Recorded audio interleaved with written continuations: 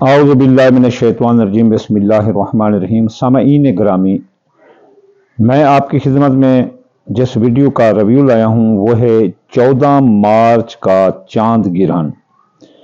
14 मार्च का जो चांद गिरहन है वो 12 बुर्जों पर किस जगह लगेगा, किस को क्या क्या नुकसान आएगा, इसके बारे में हम आपको डिटेल देंगे। पहले 4 बुर्ज हमल, सौर, जोजा, सरतान की वीडियो हम रिकॉर्ड कर चुके हैं, वो पीछे आई हुई है। जिनका वो बुर्ज हो वो विजिट कर सकते हैं उस वीडियो को। आज हम असद, सुंबला, मीज़ान और अकरब इसकी प्रेडिक्शन देंगे कि 14 मार्च को जो चांद गिरहन लग रहा है वो इनको क्या क्या नुकसान दे सकता है। सिर्फ नुकसान, फायदा नहीं।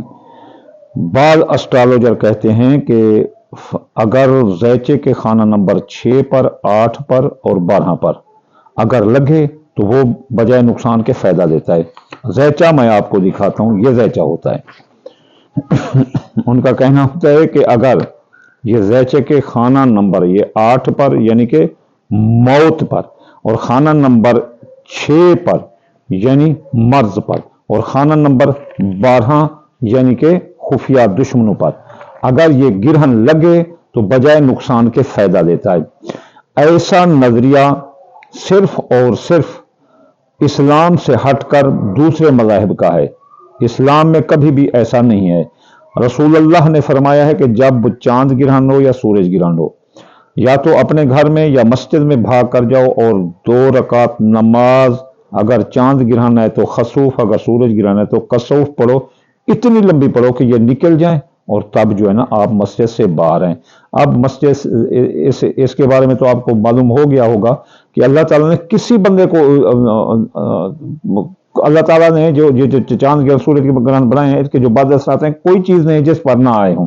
और रसूलुल्लाह ने भी ये फरमाया है कि जब गिरहन लगा हो तो सब जाकर मस्जिद में नमाज पढ़ें, जो घर में नमाज पढ़ें, जहां भी हो छुप जाओ और नमाज पढ़ो। तो किसी को ये नहीं कहा कि भी फलां फलां बंदा ना जाए, भी उसको नुकसान नहीं है। सबको कहा है कि नमाज पढ़ो।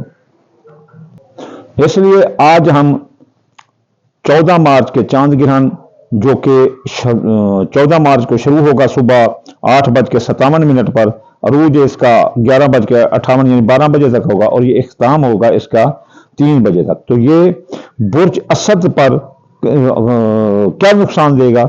बुर्ज असद में ही ये गिरहन लग रहा है, तो बुर्ज असद की शख्सियत, हैसियत मुतासर होगी। लोग इससे नफरत करेंगे और लोग उनसे ये नफरत करेंगे। इसलिए बुर्ज असद वाले बहुत गुस्सीले होते हैं और जल्दबाज होते हैं, और जल्दी गुस्से में आकर लोगों को मारने लग जाते हैं। खुद मारेंगे तो मरेंगे भी। तो इसलिए नापसंदीदा लोगों और नापसंदीदा जगहों पर अगले 10-15 दिन, 20 दिन, जब तक सूरज गिरहन के असरात रहे, ना जाए, तो ये इनके हक में बेहतर होगा। तो चलिए चलते हैं बुर्ज सुंबला की तरफ। बुर्ज सुंबला के खाना नंबर 12 पर लगेगा, जहां और एस्ट्रोलॉजर कहेंगे कि बुर्ज सुंबला वाले को बजाय नुकसान के फायदा है, लेकिन शाह इमदाद कहता है कि बुर्ज सुंबला वाले होशियार रहो, ये आपके खिलाफ खुफिया दुश्मनों को उजागर कर देगा। खुफिया दुश्मन आपके पीछे पड़ जाएंगे, वो देखेंगे आपके क्या खाते हैं, क्या पीते हैं, कैसे उठते हैं, कैसे बैठते हैं, वो आपके खिलाफ साजिशें करेंगे, आपको मारने का प्रोग्राम कर सकते हैं, आपको कानूनी उलझनों में केस मुकदमात आप पर डाल सकते हैं। इसके अलावा अगर आप बैरून मुल्क हैं तो बैरून मुल्क से आपको साजिश के जरिए वतन वापस कर सकते हैं, आपके अखराजात बढ़ा सकते हैं, और आप पर साया जादू के बुरे असरात आ सकते हैं। तो चलिए चलते हैं अब हम बुर्ज मीज़ान की तरफ। मीज़ान बुर्ज के 11 नंबर पर लगेगा। ज़ैचे के 11 नंबर पर लगने से बुर्ज मीज़ान वालों के, खास तौर पर बुर्ज मीज़ान वाले, आप दोस्तों पर एतबार ना करना। आपके इर्द गिर्द खाऊ पकाऊ बेवफा तोता चश्म दोस्त इकट्ठे हो जाएंगे। वो आपके कारोबारी फवायद रुक जाएंगे। जो आपने माजी में इन्वेस्ट कर रखी होगी कि चलो ये प्लाट जमीन है, इससे फायदा, नुकसान आएगा। इनकी खरीदो फरोख्त से दूर रहना। आपकी ख्वाहिशात दिल पूरी ना होंगी, ख्वाहिशात दिल दम तोड़ जाएंगी। इसलिए सब्र का मुजाहरा करना, ताकि آگے آپ کے راستے ہموار ہو سکیں، خواہشات دل کے لیے، کاروباری فائدوں کے لیے، اور دوست و احباب کے درمیان آپ کی لڑائی آ سکتی ہے، جھگڑا آ سکتی ہے، ان پر کسی قسم کا اعتبار نہ کرنا ورنہ دوست دھوکہ دیں گے۔ اس لیے برج میزان والے بہت ہوشیار رہنا۔ اب چلتے ہیں برج عقرب کی طرف، سکارپیو والے۔ سکارپیو والے یہ 14 مارچ کا جو 2025 کا جو گرہن ہے یہ آپ کے خانہ نمبر 10 پر لگے گا۔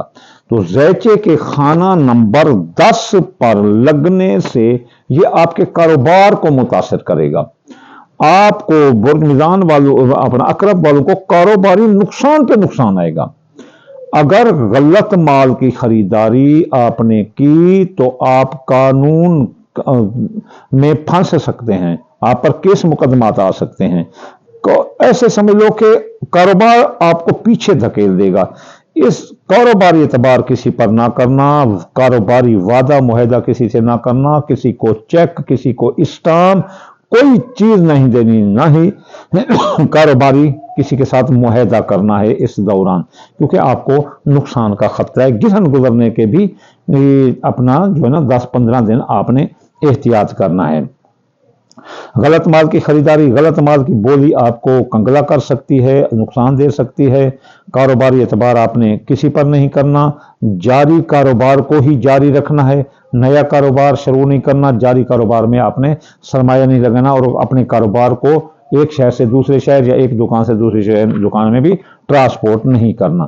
تو یہ ہے آپ کی نصیحت۔ اب جب یہ گرہن کا وقت میں نے آپ کو بتا دیا ہے کہ یہ گرہن لگے گا 8:57 سے لے کر 3 بجے تک، تو آپ جب یہ اس کا عروج ہوگا 12 بجے کے قریب اس کا عروج ہوگا، تو آپ نے 2 رکعت نماز خسوف پڑھنی ہے، عام نماز کی طرح۔ جب یہ پڑھ لو تو پھر اس کے بعد یا لطیف ہو 129 بار پڑھنا ہے۔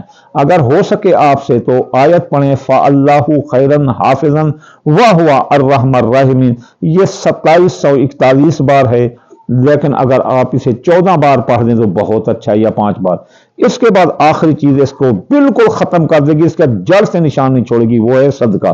سفید رنگ کی کوئی چیز صدقہ دیں، اتنا آٹا لے لیں، گوندھ کر کبوں کو ڈال دیں، اتنی سی چینی لو، چونٹی مکڑوں کو ڈال دو۔ اگر کسی کی ہستی زیادہ ہے تو وہ اپنی اوقات کے مطابق غربا میں چینی یا آٹا تقسیم کر سکتا ہے۔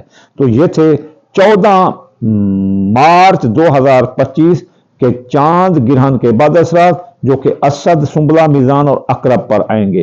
آخر میں آپ کو یوں ہی دعا دوں گا، یا اللہ یا رحمان تیرے تابع کل جہان، یا اللہ اس ماہ رمضان کی بابرکت سے اس چاند گرہن کے بد اثرات کو تمام کائنات پر جو ہے نا اس کے بد اثرات آنے کو بند کر دے، اور یا اللہ سب کے لیے جو ہے نا یہ وقت سادھے اور جو ہے نا سعد بنا دے۔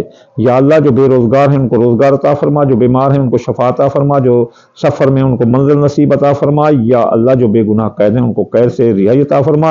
یا اللہ جن کا روزگار نہیں ان کو روزگار عطا فرما۔